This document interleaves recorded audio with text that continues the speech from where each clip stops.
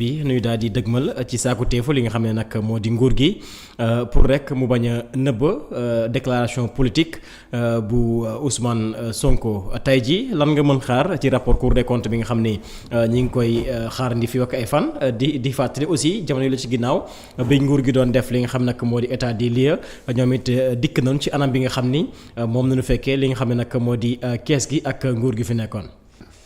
waaw xam nga tey ça peut s'expliquer de manière très simple. Dans cette même semaine le premier ministre dina wax. C'est-à-dire que bu ñu ko publié woon tey dans 2 jours 3 jours le premier ministre prend la parole. Et quand il prend la parole dina wax ba waxaale li rapport bi wax. Donc pour mën na nekk effectivement pour des raisons pour éviter ça ñu reporter ko. sine day d'accord ñu ne léegi mënatul nekk tey mais telle date. Parce que tey les chiffres yu nu waxoon premier ministre bu wax ne par exemple dañ leen falsifier mu tudd fi ay nit par exemple chiffres yooyu c'est des chiffres yoo xamante ni c'est des techniciens des ministères ñoo ko mën jox lu ñu tuddee l'autorité primatoriale. léegi soo jëlee chiffres yooyu ñu jëlee ko foofu donc ces mêmes chiffres là tu vas les retrouver impérativement en principe je pense même si tey ku war a wax bu waxulee mënoo ko waxal bi mën nga njort lii lay wax mais mënoo am 100% garantie loolu lay wax mais mën nga ko njort mais mën nga njort nag 100% loolu la parce que tout simplement les chiffres là on ne les crée pas on ne les invente pas. Ils viennent justement des techniciens de ministères différents qui à la limite ñoom ñooy tax liggéey ci li ñuy tuddee les finances publiques du Sénégal. Donc le rapport de la Cour des comptes effectivement mën nga comprendre le fait que ñu renvoyer la date de publication bi nga xamante ni jamono ji nag vraiment Sénégalais yi soxla nañ ko parce qu'on a besoin de savoir exactement qu'en est-il de la certification de ces chiffres-là yi nga xamante ni d'accord ils ont été annoncés par le gouvernement le premier ministre et ses collègues. ñu xool effectivement lan moo ci d'accord le véritable contenu maintenant parce que situation publique nag vraiment situation des finances publiques vraiment si nous avons une santé bonne santé financière mën nga am yaakaar ne vraiment réew lu métti d'accord métti bi mën na yem mais si nous avons quand même une carence d'accord financière des finances publiques sëñ bi jafe-jafe day am parce que du boobaa di nga bëgg a faj soxla doo bëgg gars yi xam ne yoroo xaalis de mën nga sol te caay yëngal def nii dugal poche waaye mënoo génne sa fekk dara nekk léegi nag su boobaa nag léegi pour ñu xam ne vraiment su xale bu jooyee mën nga jënd bonbon mën nga jënd li ñu tuddee meew day fekk d'accord nga taxaw fu dëgër bokk na ci aussi chiffres yooyu ngay annoncé mu refléter lu ñu tuddee lu nekk ci trésor public bi mu refléter également lu ñu tuddee lu nekk dans la trésorerie mooy am lu ñu tuddee les tensions de trésorerie mooy vraiment xam ne dañuy kii nii rek mais dëkk bi ça va pas.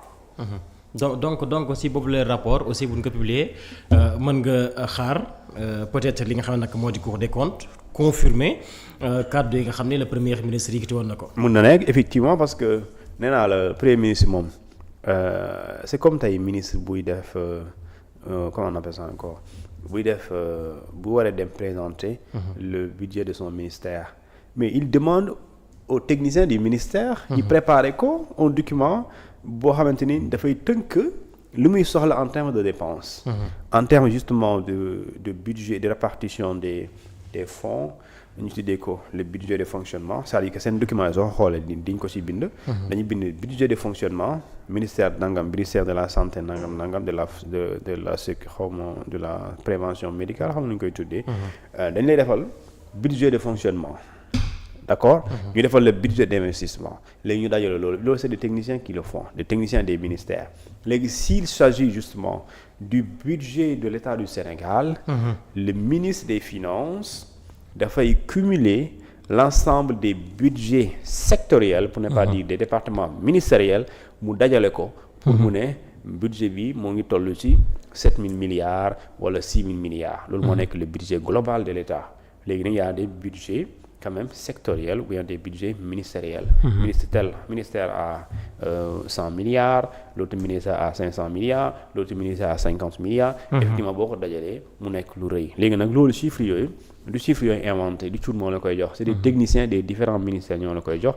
mais lorsqu'il s'agit du budget de l'État par exemple, lorsqu'il s'agit des finances publiques. donc yaa ngi séntu par exemple la direction du budget ñoom ñoo lay liggéeyal ci chiffres yooyu. donc et Cour des comptes nag moom tamit mënul inventer ay chiffres.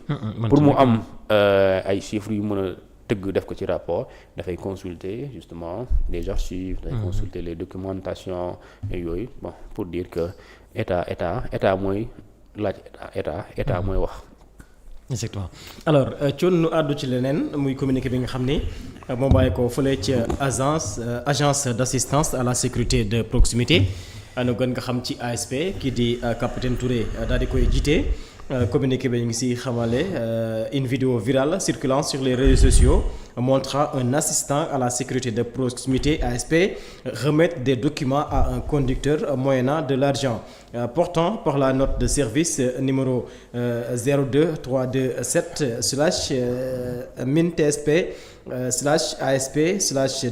02327/MIN-TSP/ASP/DG/DOP en date 27 novembre 2024, j'ai rappelé aux ASP l'obligation de respecter rigoureusement les règles d'éthique et de déontologie qui les régissent.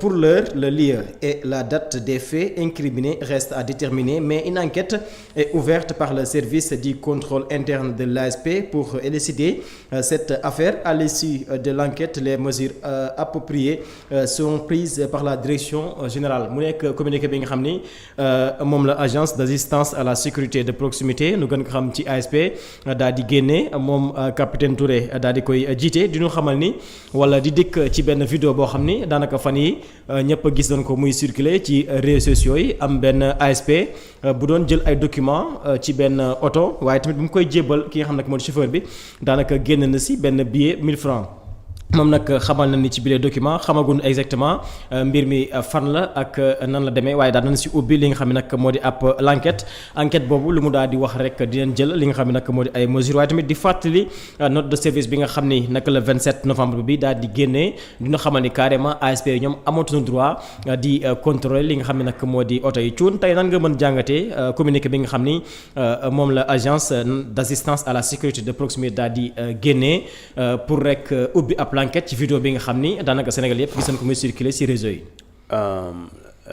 La corruption est un cancer, un virus très dangereux et qui tue l'économie à petit feu, à grand feu. soo bëggee jikko bu salte rek demal ci corruption waxuma la yëfi nit yàlla def ne corruption gerkat yi ak ñiy geraate ñëpp a tolloo. c'est-à-dire que même ki jox ko mbir boobu ki jox gaañ boobu. ASP bi xaalis bi. ñëpp a yem. chauffeur bi ak ASP bi. ñëpp non ku joxe xaw ma kan chauffeur la xaw ma lan lay day dawal xaw ma lu muy def. c'est-à-dire que ñëpp a yem. le corrupteur et le corrompu sont passibles des mêmes peines. ci kanamu yàlla ci kanamu sa yoonu ñun suñu yoon. yaa ngi dégg léegi nag moom man lu tax nit vraiment moo tax àdduna loo teree gars yi dañ koy def. xam nga dëgër boobu. mais kii dañ ko bindal noir sur blanc le 27 novembre non. maanaam bu matee un mois yàggul matagul sa un mois. ah le 27 dañ ko bind. waaw matul un mois jamono ji yow ñu ne la yow waxuñ laal xaalis xam nga même ñu war a encaisser même ñu war a contrôler papier. même ñooñu ñuy wax ne ñii ñoo ko war a def xam nga police lañu wax. même police amul droit laal xaalis. quand je dis laal xaalis mooy corruption amul droit jël diggante jox ma. parce que def nga li ñu tere def naa contrôle cap yi matul léegi ma lay faye nga jox ma pour nga dem loolu mooy ger. loolu même ki nga sant mu def contrôle papier yoon jox ko nga génnee ci loxo ñële même kooku yoon waxul na jëlal xaalis. xaalisu ger laa bëgg a wax. waaye léegi yow nii non seulement yow waroo def contrôle ñu bind noir sur blanc. parce que dañ ciy génnee militaires yi buñ ci génnee militaires yi. balaa ñu def ci quelques fan capitaine Touré bind note bi. ne yéen samay ñi ma yëlif yéen tey maa ngi wax ak yéen parce que dañ leen di gis ci tali bi. désormais bu fi kenn laaj papier kenn kon moom violé na yoon ñaari yoon. laaj na kayit lay laaj kayit yow ñu ne la bul laal kayit ngay laaj kayit. benn laal nga kayit ñaar encaissé nga xaalis. léegi pour nit ki nga laaj ko kayit xam naa xaw ma la koy reproché. c'est dafa matul xaw ma dafa def lan xaw ma lan la def daal nga laal kayit bi nga téye ko. léegi pour nga delloo ko kayit googu te yow waroo ko sa laal bay delloo moom mu jox la xaalis nga delloo ko. non suñu réew mi du gaaw a nekk te waaye jëlu naan nit la ko jëlee nag. non sunu non après mu jël xaalis bi. am na kuy wax ne gis naa ko ñu def ko ci benn réseau social. gars yi di commenter ñu ne yow waroo woon dugal image bi gars yi dañ lay jàpp de.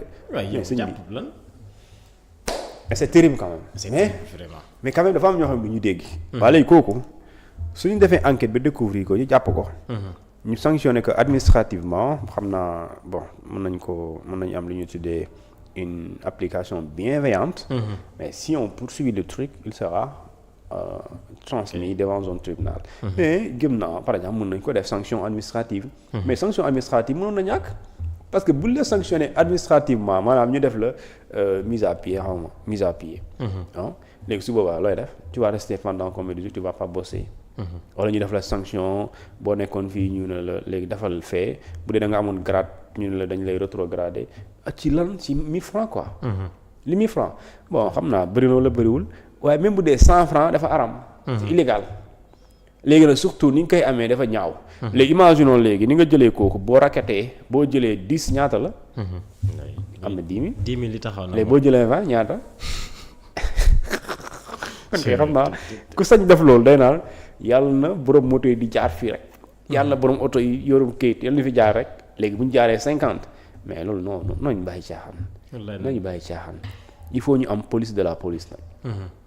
police de la police il faut ñu am ko mooy police tey ñiy def circulation il faut ñu takkal leen ay caméra mooy police de la police mooy policiers yi ngay gis ñu takkal leen caméra. d'ailleurs le ministre de l'Intérieur annoncé woon na ko sax loolu day am de. police de la police c'est-à-dire c'est pour permettre effectivement à ñi nga xamante ni ñoo nekk ci circulation bi. ñu xool seen comportement ak usagers yi ak aussi chauffeurs yi. léegi comme ça kenn du waxal kenn dara parce que caméra bi appareil bi li nga sol yow am na benn équipement bu ñu la defaral équipement de surveillance la. donc dañuy xam sa mouvement sooy joxe xaalis xam nañ soo joxewul xaalis xam nañ.